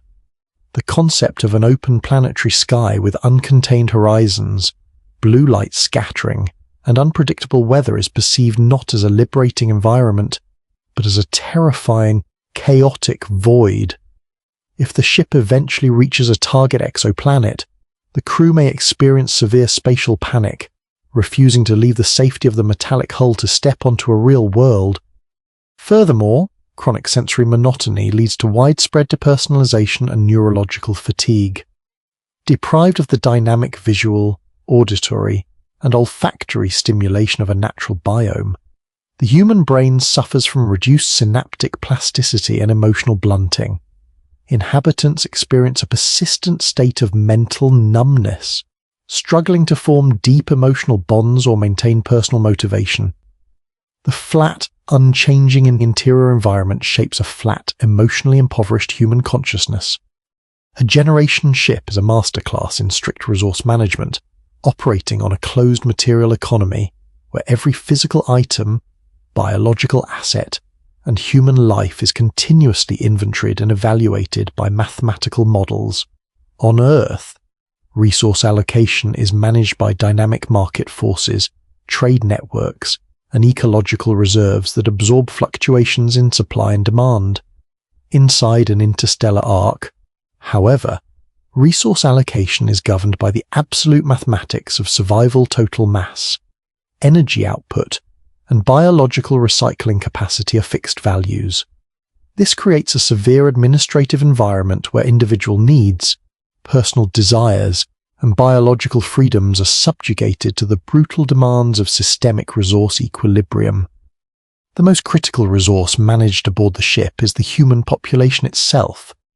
To prevent catastrophic overcrowding that would overwhelm life support systems, or population collapse that would leave critical technical posts unmanned, the ship's demographic trajectory must be tightly regulated. Reproductive rights cannot be treated as a matter of personal choice. They are managed through strict reproductive licensing, mandatory contraception, and automated population modeling. Couples may be permitted to conceive only when a position in the population ledger opens up due to the death of an older crew member. Furthermore, mate selection is heavily dictated by genetic algorithms designed to maximize genetic diversity and suppress deleterious recessive mutations within a small gene pool. This demographic control is rendered urgent by the constant threat of genetic bottlenecks. Starting a self-sustaining human colony with a founding population of a few hundred or a few thousand individuals introduces severe founder effects. Over multiple generations of isolated endogamy, genetic drift reduces overall heterozygosity, causing harmful recessive alleles to express themselves at elevated rates. Inherited genetic disorders, cardiac vulnerabilities, metabolic dysfunctions, and reduced fertility can spread rapidly through the population.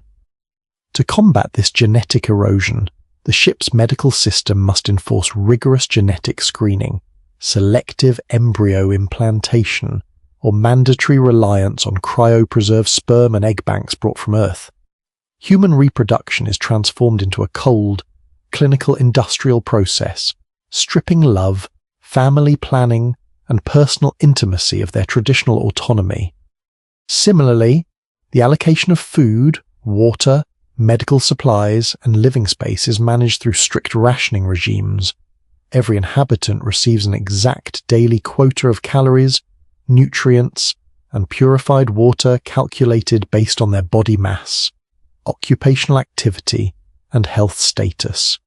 Wasting resources, whether over-consuming food, misusing water, or damaging equipment, is classified as a severe crime against collective survival. Living space is assigned strictly by occupational role and family size, with no room for personal property or spatial expansion. In this hyper-rationed society, personal possessions are reduced to minimal essential items. material excess is physically impossible because there is no room to store non-essential goods and no spare manufacturing capacity to produce them. Furthermore, this tyranny of allocation extends to end-of-life protocols and human remains management. When a crew member dies or becomes permanently incapacitated, their body cannot be buried, preserved, or memorialized in traditional ways. In a closed ecological system, human remains represent a vital reservoir of organic carbon, nitrogen, water, and trace elements that must be immediately reclaimed by the life support system. Bodies are promptly routed to automated biological digesters, fluid extractors, or chemical composters to fuel the next agricultural cycle. The dead are literally recycled into the soil that feeds the living a stark, unyielding physical reality that erases traditional funerary customs and reinforces the perception that human beings are merely temporary biological stewards of shared shipboard matter. In addition, the allocation of medical care during health crises forces brutal utility calculations.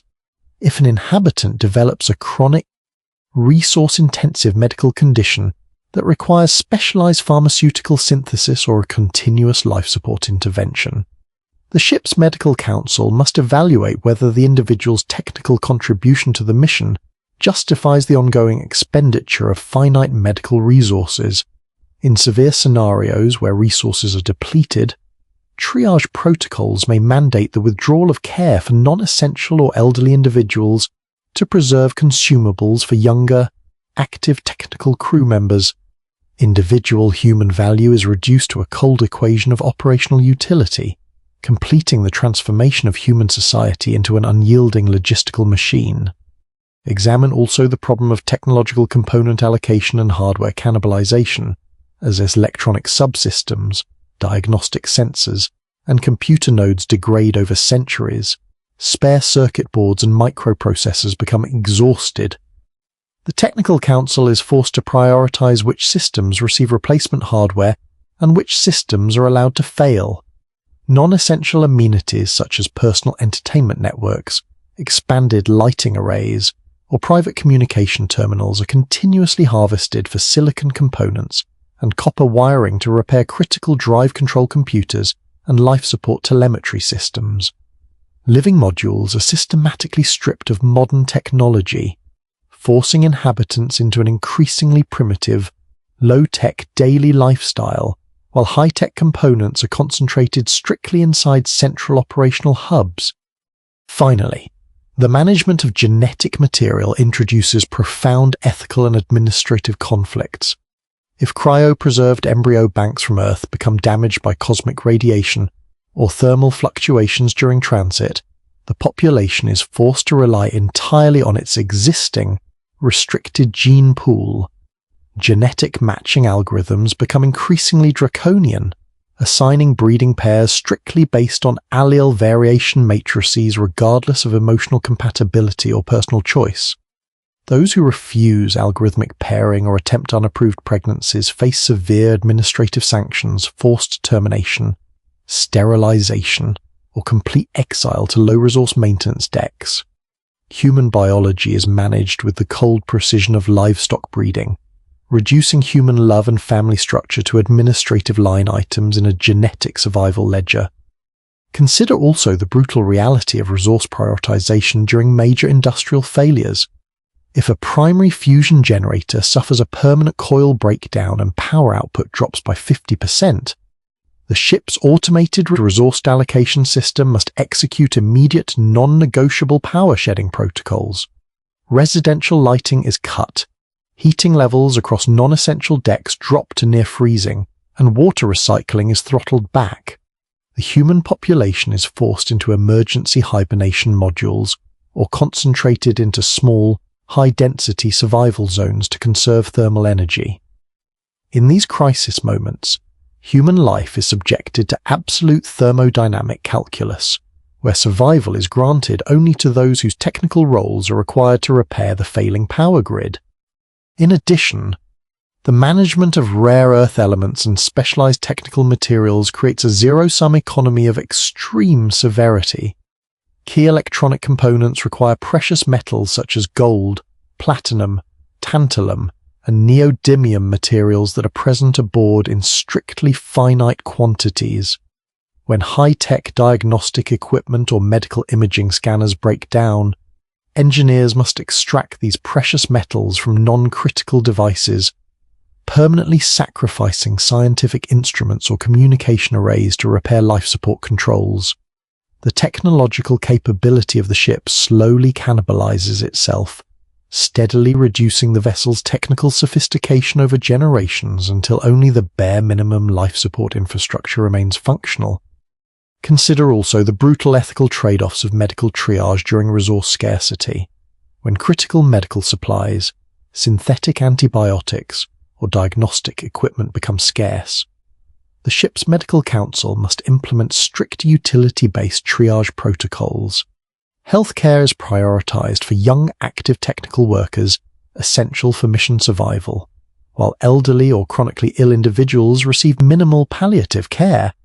Human value is explicitly measured by economic and technical output, stripping the elderly of dignity and creating a cold, utilitarian medical regime.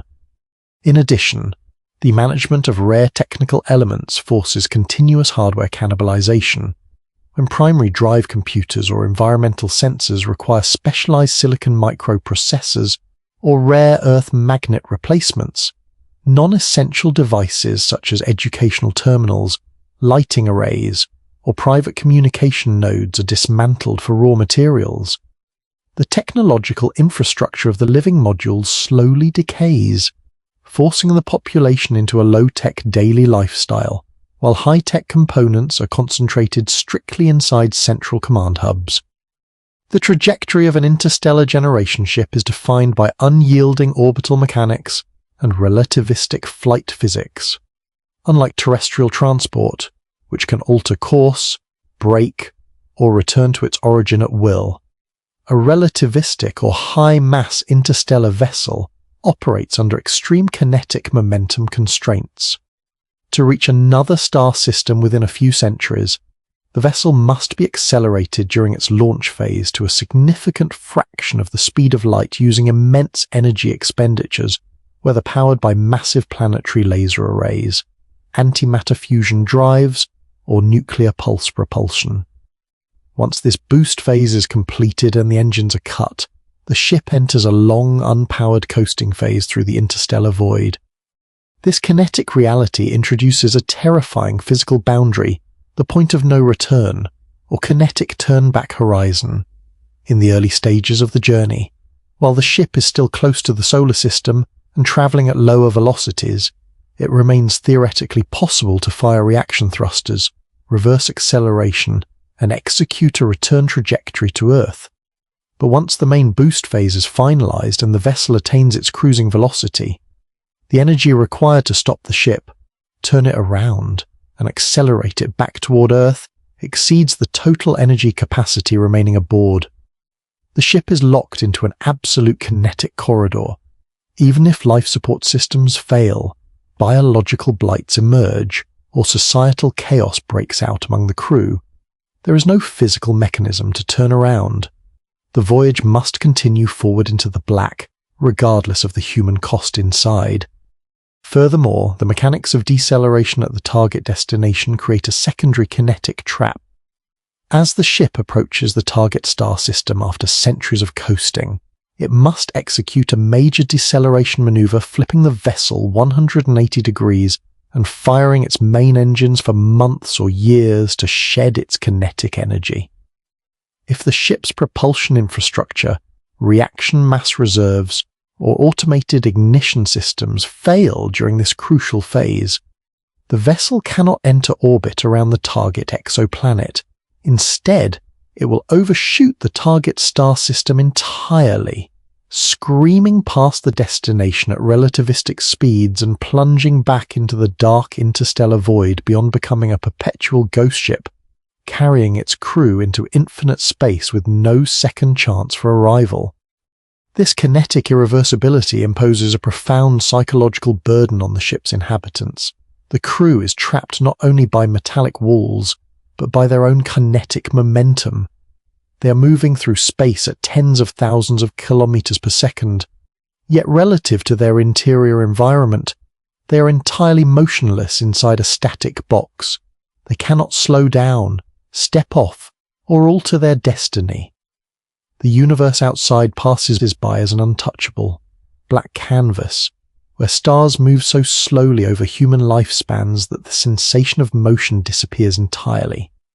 The physical laws of kinetic momentum transform the spacecraft into an absolute cosmic vector from which no human will can escape. In addition, the communication delay with Earth widens continuously throughout the flight, severing the crew from human civilization in real time. As the ship moves light years away from the solar system, radio and optical laser signals traveling at the speed of light take months, years, and eventually decades to bridge the distance. Interactive conversation with Earth becomes physically impossible. A question transmitted to ground control requires years to receive an answer, over generations. This light speed delay creates complete informational isolation. Earth becomes a ghost of the past, a distant point of light whose news arrives decades late, rendering terrestrial advice, technical assistance, or emotional support entirely irrelevant to the immediate operational realities aboard the ship. Moreover, relativistic time dilation, even if subtle at lower interstellar speeds, further distorts the temporal relationship between the ship and Earth. For a vessel traveling at a notable fraction of light speed, time passes measurably slower aboard the ship than on Earth. While the middle generations age decades inside the hull, centuries pass back in the terrestrial solar system. If the crew ever managed to transmit a message, or if Earth achieved technological breakthroughs in propulsion after the ship's departure, the terrestrial civilization left behind would evolve at a drastically accelerated pace. The crew exists in a temporal bubble, permanently out of sync with the species that created them. Consider also the problem of interstellar medium drag and erosion during relativistic coasting. Although interstellar space is a near vacuum, it contains approximately 1 hydrogen atom per cubic centimeter. At velocities exceeding 10% of light speed, sweeping through this ambient interstellar gas creates a continuous flux of high-energy radiation and kinetic drag against the forward shield. The energy deposited by this gas impact generates constant secondary X-ray emission along the bow of the ship, requiring heavy forward magnetic deflectors and continuous power expenditure just to maintain velocity without eroding the hull. The medium itself resists passage, turning space into an abrasive physical barrier. Finally, the navigation challenges of relativistic stellar aberration distort the crew's visual view of the cosmos. As the ship accelerates toward relativistic speeds, the apparent positions of stars shift forward toward the direction of travel due to light aberration, creating a visual effect where the stars ahead gather into a bright, concentrated optical circle, while the space behind grows dark. The familiar constellations of Earth distort and dissolve into unfamiliar geometric patterns. The crew looks out into a transformed sky where historical landmarks of the night sky no longer exist, a visual confirmation that they have been cast out of their native cosmological home and locked into an alien kinetic pathway. Examine also the kinetic hazard of micrometeoroid swarms at relativistic speeds. While single interstellar dust grains erode hull shielding gradually, passing through a localized cloud of micrometeoroids or cometary debris at 10% of the speed of light represents an immediate catastrophic threat. Each kinetic impact delivers massive explosive energy, blasting away meters of forward ice shielding and sending intense shock waves through the structural frame.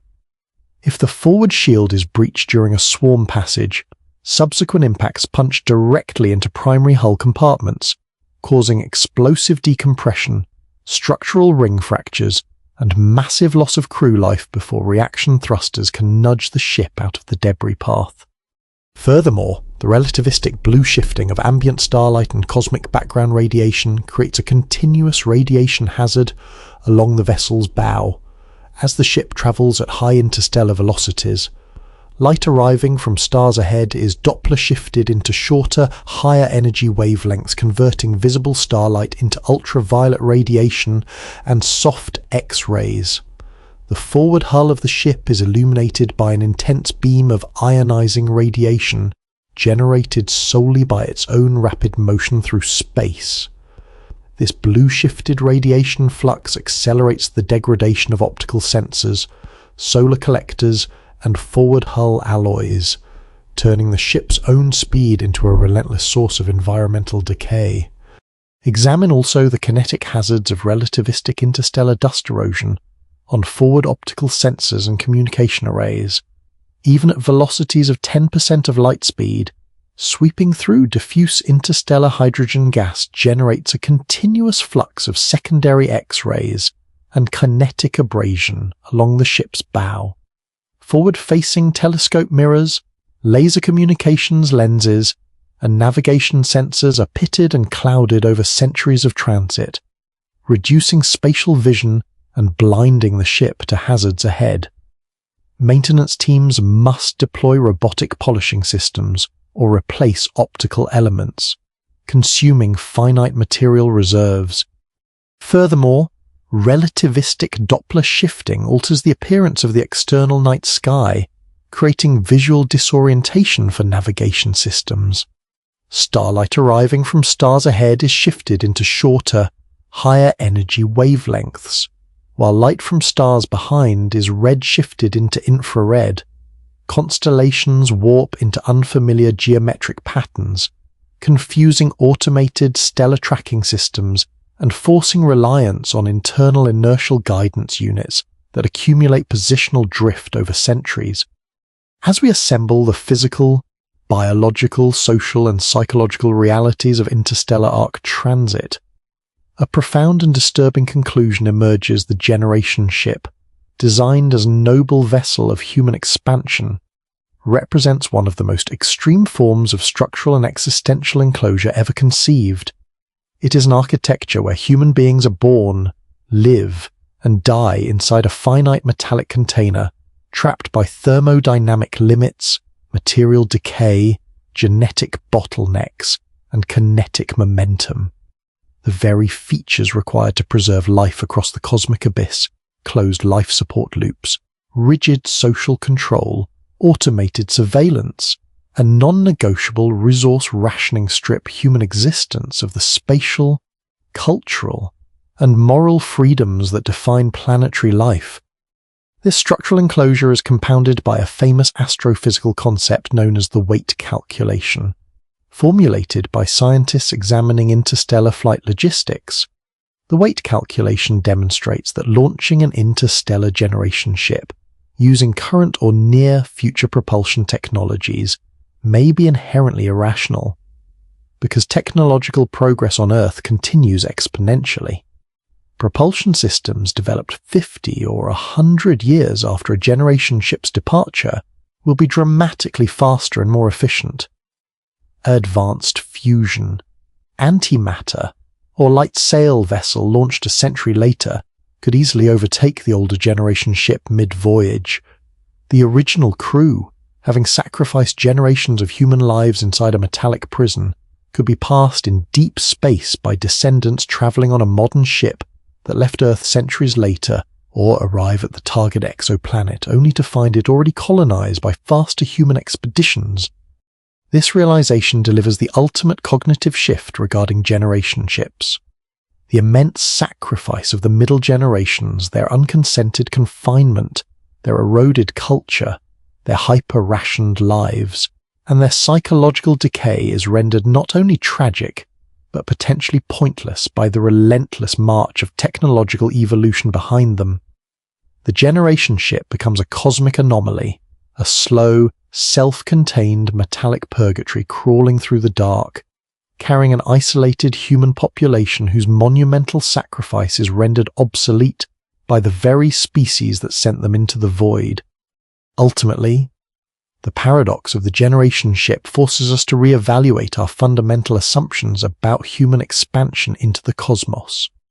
True survival and exploration may not be a matter of forcing human biology into small, closed metallic boxes and flinging them across the void for centuries, it may demand that we fundamentally transform our relationship with technology, biology, and distance itself, whether through advanced longevity science, artificial intelligence, cryostasis, or revolutionary physics that transcend conventional transit times. Until such breakthroughs are realized, the generation ship stands as a stark warning in our eager quest to escape the cradle of Earth and reach the stars. We risk constructing the ultimate interstellar prison, a hollow metal world floating through the endless dark, where humanity survives only by giving up everything that makes life worth living. Furthermore, the existential fate of a generation ship that fails mid-voyage presents a haunting cosmic image. If material fatigue, ecological collapse, or social conflict destroys the crew centuries before reaching the destination star, the ship does not explode or vanish. Governed by Newton's first law of motion, the dead metallic hull will continue coasting silently through the dark at relativistic speeds for millions of years. Inside, frozen ecosystems, ruined decks, and dormant computational archives will drift endlessly through the void, a silent, dark tomb preserving the forgotten remains of an interstellar dream. In the final analysis, the study of generation ship architecture serves as a profound mirror reflecting the unique, irreplaceable value of our home planet. Earth is not merely a launch point to be abandoned, it is a vast, self-healing, highly complex planetary biosphere that has nurtured life for billions of years without artificial walls or mechanical air scrubbers. The daunting physical and psychological barriers of interstellar arc transit remind us that before we attempt to build artificial worlds between the stars, we must first learn to preserve, protect, and cherish the breathtaking open biosphere that we already inhabit under our own sun. Consider finally the ultimate philosophical paradox of space exploration, the preservation of humanity versus the definition of humanity. If to survive an interstellar journey human beings must surrender freedom of choice, artistic creativity, open inquiry, and emotional spontaneity in favor of rigid algorithmic survival protocols, then the entity that arrives at the destination star is no longer the human species that left Earth. It is a mutated, hyper-adapted biological appliance engineered strictly for shipboard compliance. In building a generation ship to save humanity, we may preserve our genetic code while extinguishing the human soul.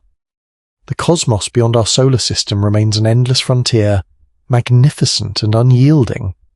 But as we peer into the deep night and calculate the trajectories to distant suns, the physics of interstellar arcs reminds us that spatial expansion without philosophical wisdom leads only to deeper confinement.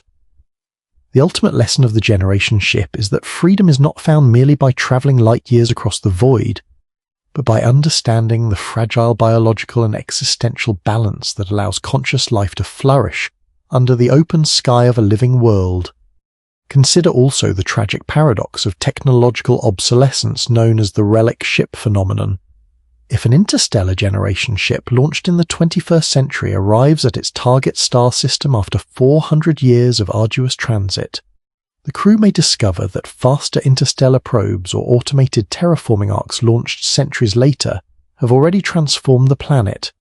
The descendants of the original crew, having endured centuries of suffering, cultural decay, and physical confinement inside a decaying metallic hull, step out onto a world where human cities, advanced automated infrastructure, and modern Earth descendants are already established.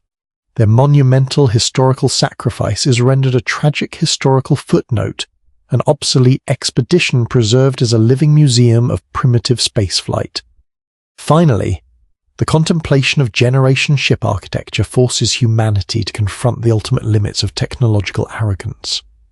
We often assume that human ingenuity can conquer any physical barrier through sheer engineering willpower, constructing artificial worlds that match the stability of nature. But the physics of closed ecosystems, Material fatigue, thermodynamic entropy, and human psychology demonstrate that nature cannot be compressed into a metal cylinder without sacrificing the very essence of human life. The Generation ship stands not as a practical blueprint for interstellar empire, but as a profound philosophical warning.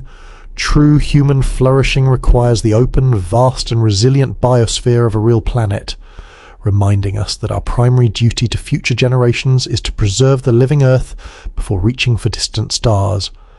Consider also the profound tragedy of the weight calculation, where technological progress on Earth renders the Generation ship obsolete mid-voyage.